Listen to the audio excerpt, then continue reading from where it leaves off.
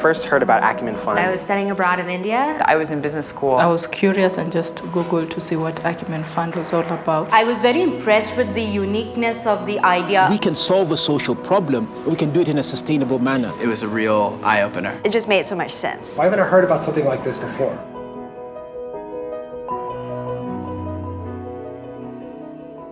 The earliest days of Acumen were, 1970, 72, 73, when my sister was such a do-gooder. My involvement predated the formation of Acumen Fund. I remember debating her incessantly about how to change the world. Pre-Acumen discussions were a lot about philanthropy and about using donor dollars more effectively. Give me a place to stand, I'll change the world. Let me go make a lot of money, come back and change the world, or start today. And she was always a, let's start today.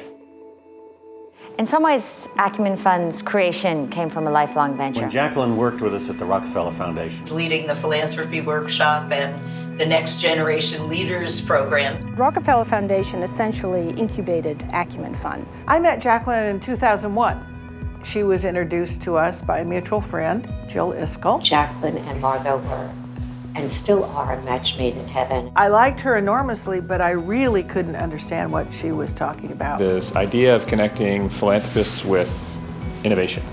And that was about it. I did not understand, nor did Acumen Fund really understand what it was doing. It wasn't a fully formed idea, it was really a kernel of an idea. It was a good time to do something different. We needed to change the conversation, we needed to change the categories and types of approaches that people were willing to look at. There was somewhat of a leap of faith, but it also, I think, in large part, is that the people around the table had a pretty strong commitment to each other. We didn't really know where it was going to lead us. And there was just one point where it was time to start.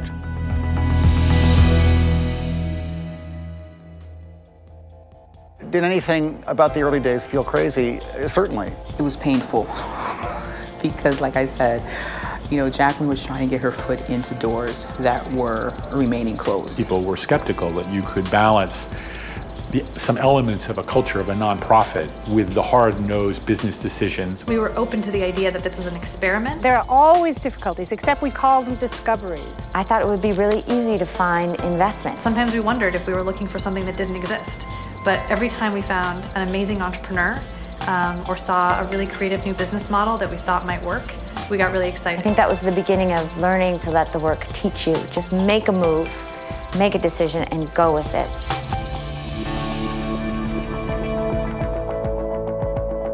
We're solving some of the most complicated problems in the world. Problems of access to critical goods and services. Look at the number of people in the world who aren't served by what we come to take as normal. A big chunk of the population cannot put food on their table. Provision of health services. Safe drinking water. Sanitation. Our ambitions are as big as those problems. It's a village which has never seen light till husk came about. This prototype of using rice husks to create electricity in a mini-grid and bring it to a village. With patient capital, Husk is actually able to scale their operations. And serving over 150,000 people. Patient capital is absolutely an idea worth spreading because it's capable of converting human intention and dollars into massive scale impact for a better world. When you see this community that used to be on barren land starting to build up. When they tell you their story, where they were living in this one room, and now they have a house. It's the mosque that's being built and the school that's coming up. At the end of the day, the reason we're doing this work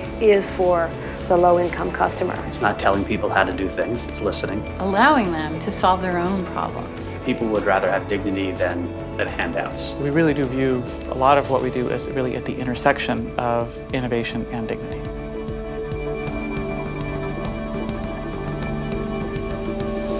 If we are going to scale on the order that we hope to do, we simply cannot do it without building strong local institutions. We launched our India office, our Pakistan office, our Kenya office. We now have an office in Ghana. My dream for India is to be a country where the poverty is significantly reduced. Acumen has a role to play because there are entrepreneurs out there who are going to need support. Find really innovative models that we can then take to actually shape the way economic development is done in the country. And I think that's very much part of building a strong India.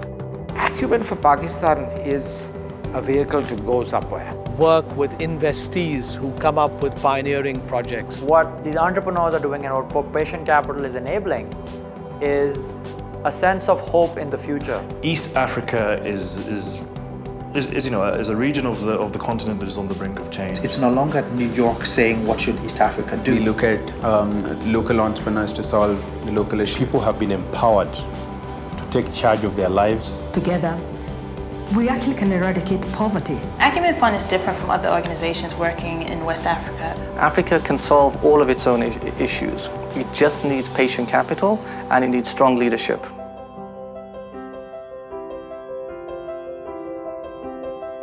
So the next 10 years of Acumen can't possibly be a remake of the last 10 years. The opportunity is now ours to move beyond showing that patient capital works. It's not about building one's institution, it's about inspiring and making it possible for others to follow through. We'll continue to push forward the conversation that sparks imaginations about just what is possible in the world. To the world, Acumen means hope.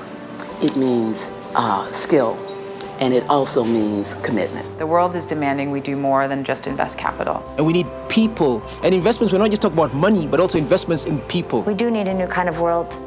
We need a new kind of leader in this world, and that leader exists. Leadership and the spread of ideas is as important as investing capital. When I look around at the community that Acumen represents, it's ripples upon ripples upon ripples upon ripples, and that ultimately is what will not only bring patient capital and ideas of moral leadership to the world, but it is what will change the world.